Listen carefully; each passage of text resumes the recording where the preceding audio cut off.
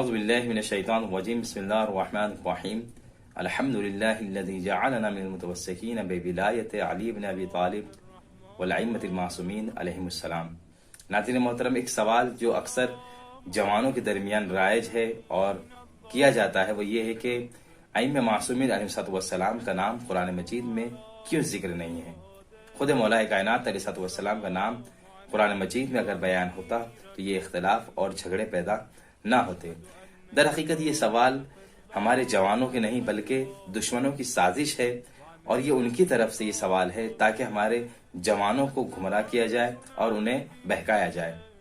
تو سب سے پہلی بات تو یہ کہ قرار یہ نہیں ہے کہ ہم خدا کے لیے کوئی تعین تکلیف کریں کہ قرآن مجید میں خدا کو کیا بیان کرنا چاہیے تھا اور کیا بیان نہیں کرنا چاہیے تھا۔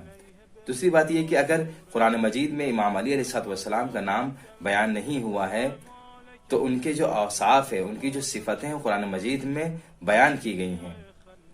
اگر نام بیان نہیں ہے تو کیا ہوا؟ جو اوصاف ہیں، جو ان کی صفتیں، جو ان کی فضیلتیں ہیں وہ قرآن مجید میں بیان کی گئی ہیں۔ جیسا کہ غدیر کی زیارت میں بھی ہم بہت ساری آیتوں کو پڑھتے ہیں، اور مفسرین نے اس کو متفقہ مفسرین نے بھی اسے نقل کیا ہے کہ یہ آیات کس کی شان میں نازل ہوئی ہیں۔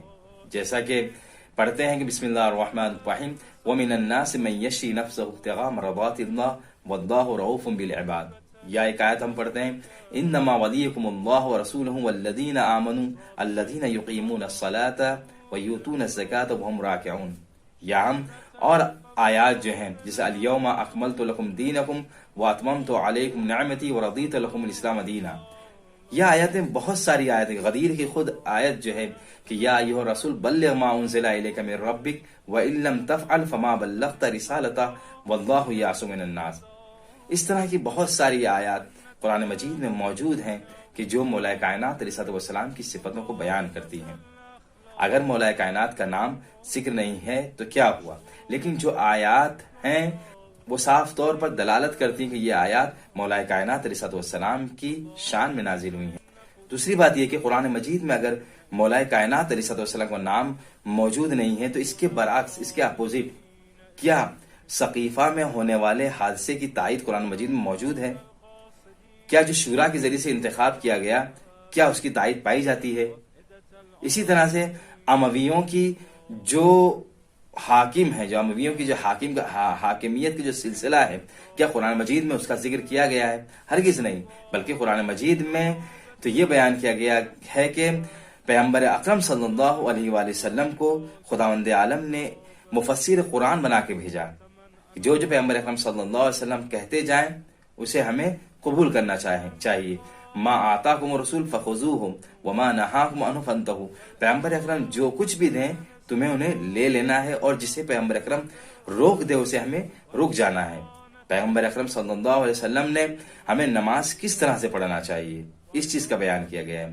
قرآن مجید میں کلیات ذکر کیے گئے ہیں۔ یہ کہا گیا ہے کہ نماز پڑھو، یہ کہا گیا کہ روزے رکھو، یہ بھی بتایا گیا کہ حج انجام دو، لیکن ہمیں نماز کس طرح سے پڑھنا ہے، ہمیں حج کس طرح سے ادا کرنا چاہیے، ہمیں روزہ کس طرح سے رکھنا ہے، اور دوسرے جو اعمال ہیں۔ تو قرآن مجید میں پروردگار نے کلیات کو بیان کیا ہے، لیکن جو مفسر قرآن ہے یعنی پیغمبر اکرم صلی اللہ علیہ وآلہ وسلم، انہوں نے ہمیں آ کے بیان کیا، انہوں نے ہمیں بتایا کہ دیکھو قرآن مجید میں نماز کا ذکر ہے، لیکن صبح کی ہمیں 2 رکعت نماز پڑھنا ہے، کس طرح سے پڑھنا ہے، ظہر کی ہمیں 4 رکعت پڑھنا ہے، عصر کی 4 رکعت پڑھنا ہے، مغرب کی 3 اور عشاء کی 4 رکعت پڑھنا ہے۔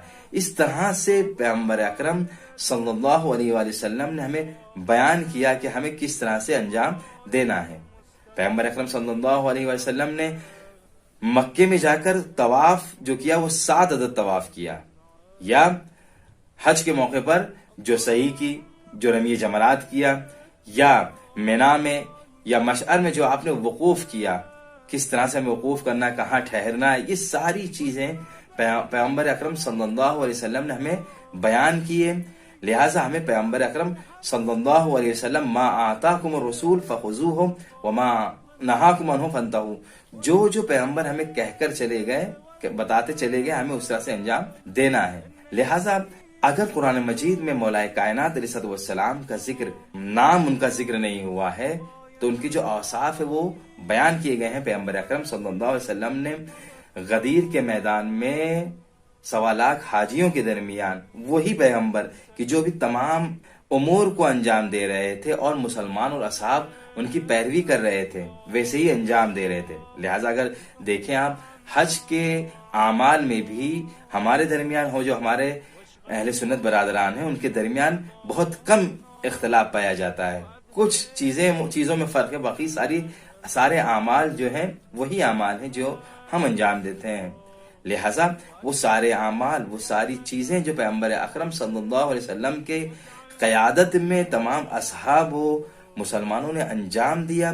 اب یہ کیا ہو گیا کہ 18 ذی الحجہ کو غدیر کے میدان میں جب پیغمبر اکرم صلی اللہ علیہ وسلم یہ اعلان کرتے ہیں خدا کے حکم سے کہ من کنت مولا فہذا علی مولا، کہ جس کا میں مولا ہوں اس کے یہ علی مولا ہے، تو اب اس کے درمیان اختلاف ہو گیا، اب ان کے درمیان اختلاف ہو گیا، اور یہ بہانے ڈھونڈنے لگے کہ قرآن مجید میں اگر مولا کائنات علیہ السلام کا نام ذکر ہو جاتا ہو تو ہرگز جو اختلاف نہیں ہوتا۔